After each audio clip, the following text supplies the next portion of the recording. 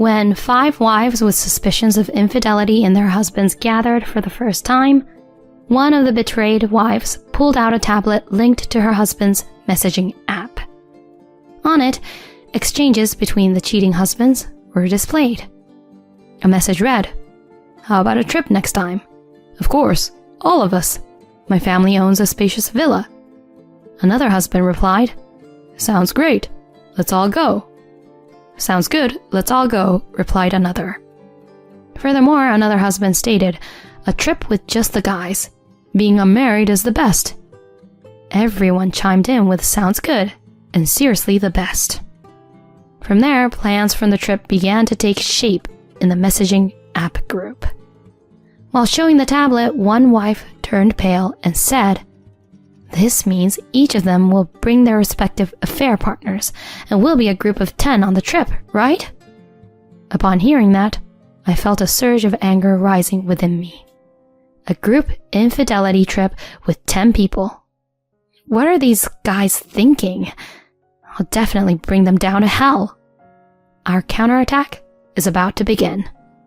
My name is Amelia, and I'm a 34-year-old part-time housewife. I met my husband, William, through my friend Karen's introduction. Karen and I were close friends from the same club in college, and despite working at different companies after graduation, we remained good friends. Around when I was the age of 28, Karen suggested I meet a junior colleague of hers. That's when I was introduced to William, 2 years younger than me. As Karen had previously told me, William was a bit of a goofball, but he had a cheerful personality. I gradually started to like him. Karen, too, was dating William's colleague, Samuel, and the 4 of us often went on double dates. Later, Karen and Samuel got married. William and I were invited to Karen's weddings as best friends, and a year later, William proposed to me. When we were getting married, William told me, "Let's build a happy home together." Yeah, with you, William, that seems possible. "I want to make our wedding as fun as possible." Of course. We have to invite Karen and the other couples. At this time, I was indeed surrounded by happiness. However, after starting our life together, a dark cloud quickly loomed over our newlywed days. Despite both of us working, William did no household chores. Despite my nagging, he only gave me a bothersome look and never helped. He often argued about household matters, and the married life I imagined became distant. After being married for a year, William started coming home later and later. He even said he had to work on weekends and holidays, leading to a noticeable decrease in our couple conversations. I was troubled about what to do. One evening, out of the blue, I was summoned to a bar by my close friend, Karen. Since I received a message from William that he would be late that day, I decided to meet Karen, seizing the opportunity to spread my wings. Long time no see, Karen. It's been a long time since we've seen each other since we got married. I cheerfully greeted her, but she seemed strangely serious. Thank you for coming, Amelia. What's going on, Karen? Why such a gloomy face? Did something happen? Amelia, has everything been going well with William lately?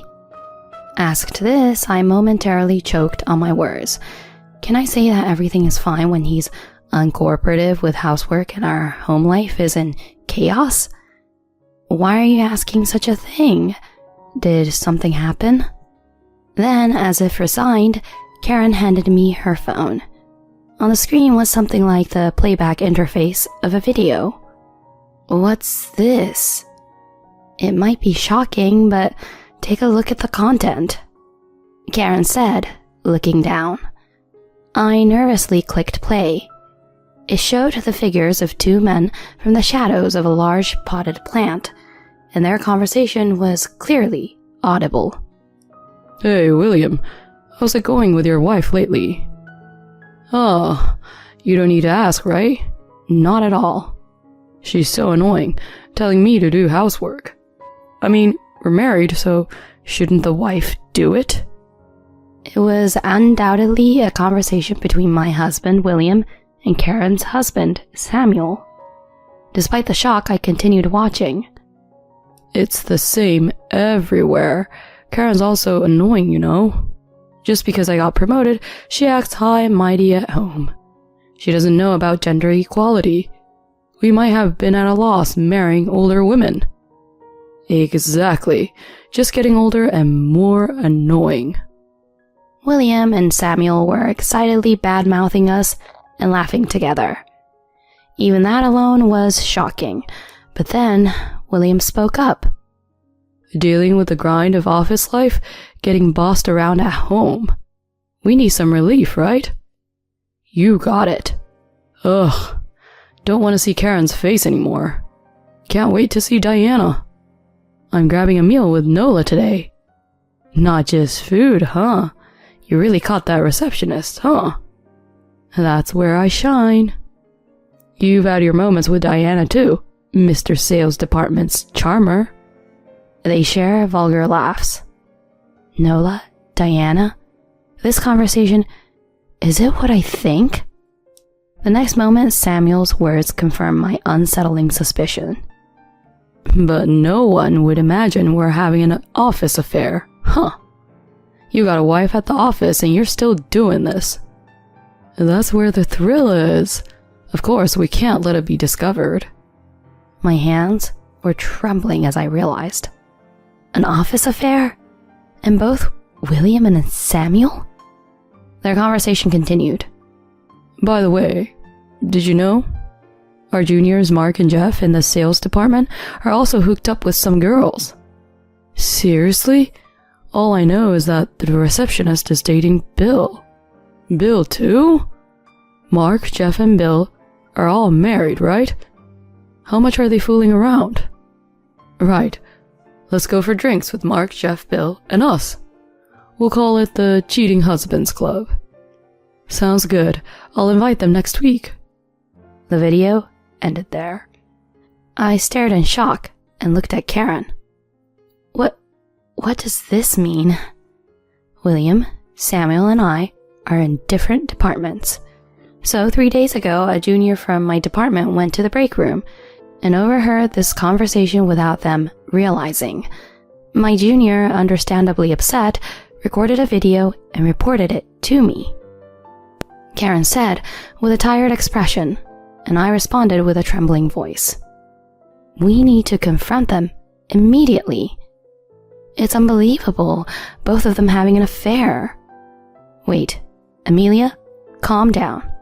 Even if we confront them, the evidence is weak. It's also an internal issue, so we need more confirmation. Oh, I see. For now, I plan to inform the wives of Mark, Jeff, and Bill. If we do that, we might collaborate to gather evidence. Of Mark, Jeff, and Bill, Karen is acquainted with Mark's wife and has her contact information. Since Mark's wife seems to have connections with Jeff's and Bill's wives, Karen will rely on Mark's wife for further steps. If they have the Cheating Husbands Club, then we'll have the Betrayed Wives Club, right? With a wry smile, Karen continued. We disbanded temporarily, returning to our respective lives. I wasn't sure how to face William, and his frequent absence honestly helped. The following week, the Betrayed Wives Club came into existence. The wives of Mark, Jeff, and Bill, watching the video, were shocked. To add to it, Mark's and Bill's wives were pregnant. I felt sorry for them, knowing we unintentionally delivered such a blow. Unbelievable. I had no clue. Tears welled up in Mark's and Jeff's wife's eyes. Then Bill's wife informed us. It seems like the Cheating Husbands Club has already taken place. They've created a group on the messaging app. Huh? You saw messages on your husband's app? Yes, he syncs his smartphone with the tablet. He was coming home late, so I had my suspicions. Take a look at this. Bill's wife took out the tablet. The content was as follows. William. Thanks for today. It was fun. Everyone responded to it. Samuel added, But seriously, it feels great that we're all doing the same thing. And everyone agreed. Mark continued, Let's keep this going. By the way, how about a trip soon? Of course, with everyone. I have a spacious villa at my family's place. Then Jeff responds, Sounds good. Let's all go. Bill also said, It's a trip with 5 guys. It's great that I don't have a wife. Everyone said, I love it. Great. And so on. From there, travel plans began to be made on that messaging app.